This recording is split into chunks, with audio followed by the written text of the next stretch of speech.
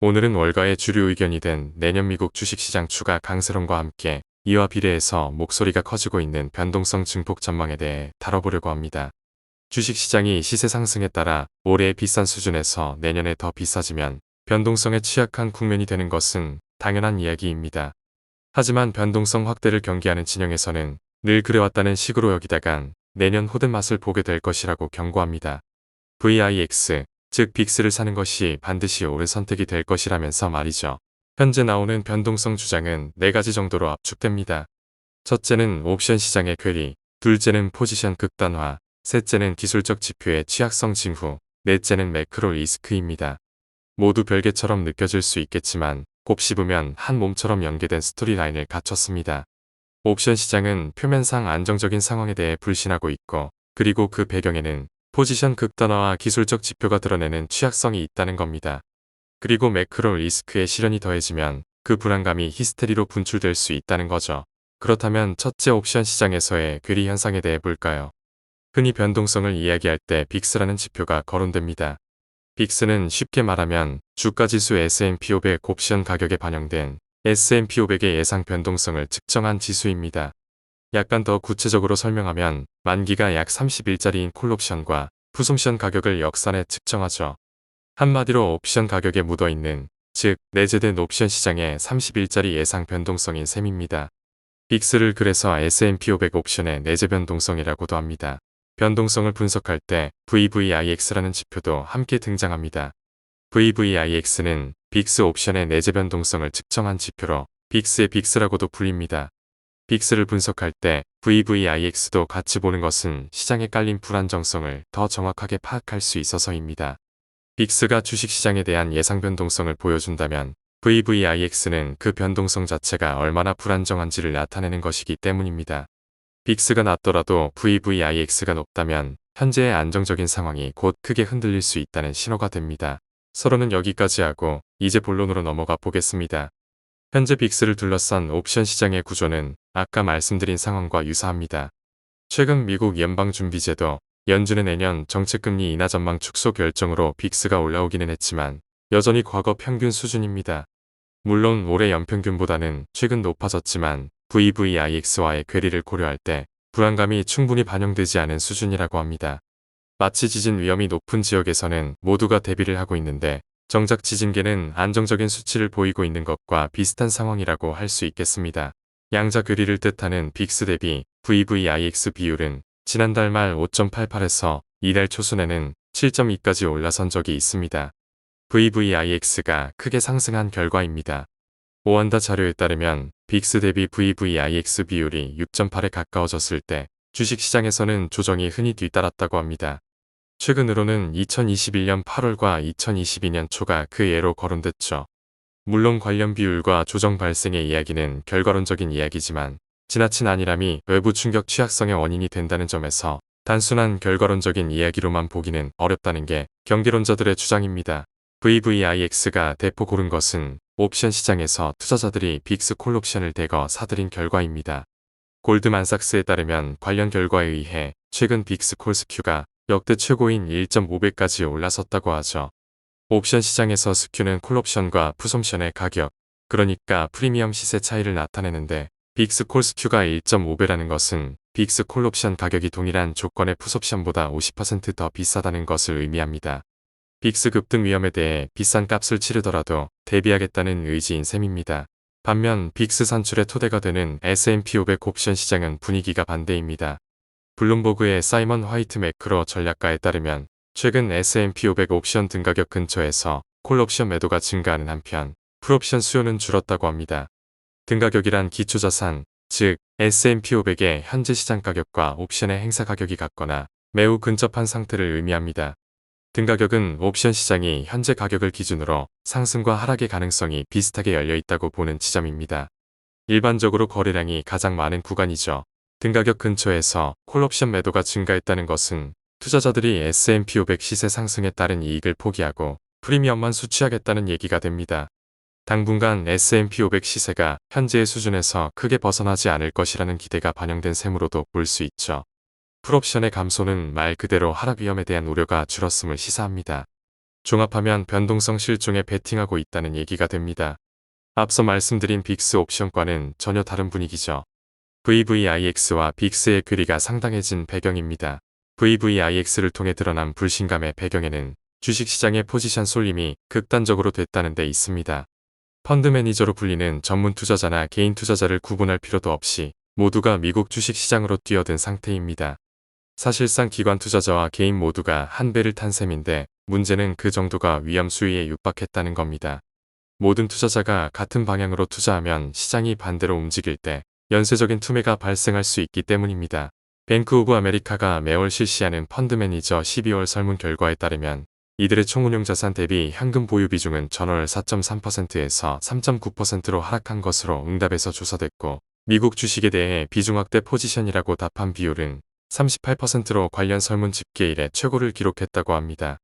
한마디로 현금을 줄여 미국 주식 비중을 늘린 것으로도 볼 수 있겠습니다. 관련 설문에서 경계 신호로 지목된 것은 현금 보유 비중입니다. 관련 조사에 따르면 총운용 자산 대비 현금 비중이 4% 미만으로 하락할 때마다 세계 주식시장이 하락세를 보였다고 합니다. 특히 2011년 이후 4%를 밑돌 때마다 마스이 세계 주가지수로 측정한 전 세계 주식시장의 시세는 다음 달 평균 2.4% 하락했다고 하네요.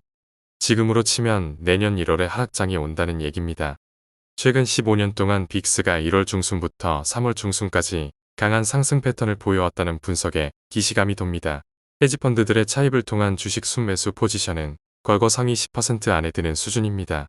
JP모간의 프라임 브로커리지 데이터에 따르면 헤지펀드들의 순레버리지는 급격히 증가해 과거의 관련 통계 통틀어 상위 10%에 있다고 합니다.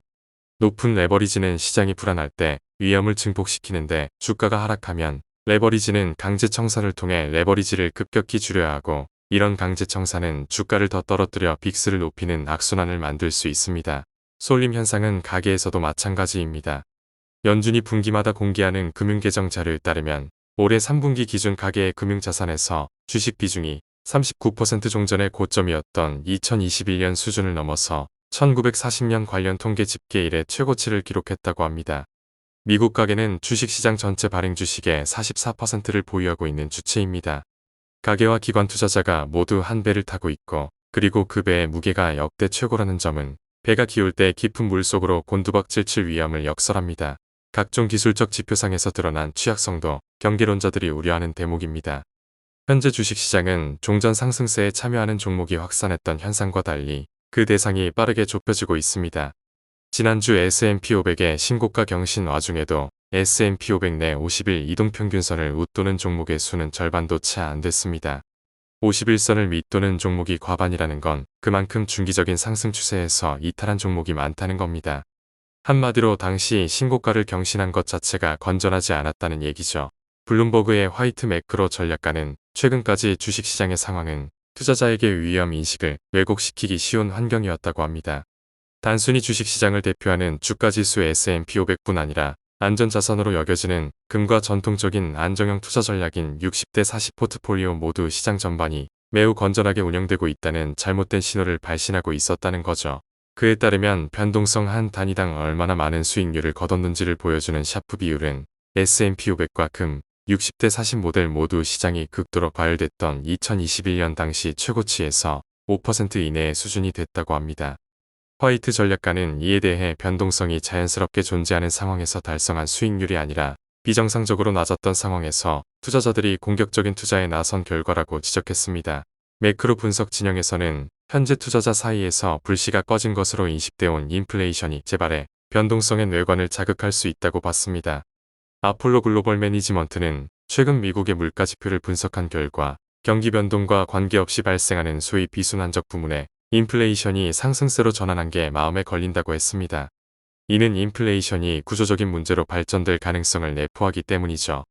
비순환적 부문은 의료와 금융서비스, 의류, 교통 등을 포함하는데 미국 전체 개인 소비 지출, PCE의 약 58%를 차지합니다. 아폴로는 식품과 에너지 항목을 제외한 근원의 척도에서 소비자 물가지수 상승률과 PCE 물가 상승률 모두 재상승 조짐을 보이고 있다고 했습니다. 근원뿐 아니라 주거 항목까지 제외한 소위 슈퍼코어의 척도로 본 물가지표에서도 마찬가지의 현상이 있다고 하네요. 또 설문조사에서 소비자 인플레 기대 심리가 1년 후라는 단기와 5에서 10년이라는 장기적 구간 모두에서 상승세로 돌아선 대목이 우려된다고 했습니다. 실물 경제에서 관련 징후로 언급된 게 중소기업의 가격 인상입니다. 전미독립사업자연맹 11월분 조사 결과에 따르면 중소기업의 24%가 판매 가격을 인상했고 28%가 추가 인상을 계획 중인 것으로 조사됐습니다. 각각 비율 모두 전월보다 3%포인트, 2%포인트 상승한 수치입니다. 소기업이 제공하는 재화나 서비스에는 일상에서 접하는 상품이 많습니다. 관련 기업의 가격 인상은 소비자의 체감 물가 상승을 끌어올리기가 쉽기 때문에 관련 동향에 대해 눈길을 거둘 수가 없는 상황이라는 겁니다.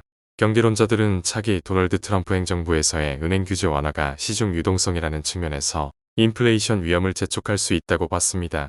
그러지 않아도 현재 시중 유동성은 실물 경제 필요량을 초과한 상태로 수년째 계속되어 왔는데 은행 규제까지 완화되면 더욱 적극적인 대출이 가능해지면서 인플레이션을 자극할 환경이 조성되고 또 늘어난 초과 유동성은 더 위험자산으로 몰려가 더 가격을 부풀려 놓고 변동성에 취약한 국면으로 만들 수 있다는 거죠. 여담으로 제기되는 게 1970년대식 2차 인플레이션의 재현입니다. 1970년대의 인플레이션 국면도 1차 때는 통화긴축으로 물가 안정화를 달성했지만 일시적인 것으로 판명났죠. 1973에서 1975년 1차 인플레이션 국면이 종료되고 2차 국면은 1978년부터 1980년까지 나타났습니다. 2차 인플레이션은 에너지의 높은 수입 의존도, 임금 인상 압박, 재정 지출 문제 등 미해결된 구조적 문제와 함께 경제 주체들의 잔존 인플레이션 기대 심리가 기저에 깔린 상황에서 2차 오일 쇼크가 촉발제가 돼 발생했었죠. 월가의 포트폴리오 위험 관리와 관련한 격언 중에는 필요할 때가 아니라 할 수 있을 때 보호장치를 마련하라는 말이 있습니다. 시장이 안정적이고 해지 비용이 상대적으로 저렴할 때 위험 관리를 해야지 시장이 불안해지고 모두가 해지에 뛰어들어 비용이 급등한 뒤에는 늦었다는 의미를 담고 있습니다. 하지만 변동성 경제론자들은 최근의 상황은 빅스를 살 수 있을 때 사라는 격언을 넘어섰다고 합니다. 이미 위험이 임박했으니 지금이라도 반드시 매수에 서둘러 대비해야 하는 상황이라면서 말이죠.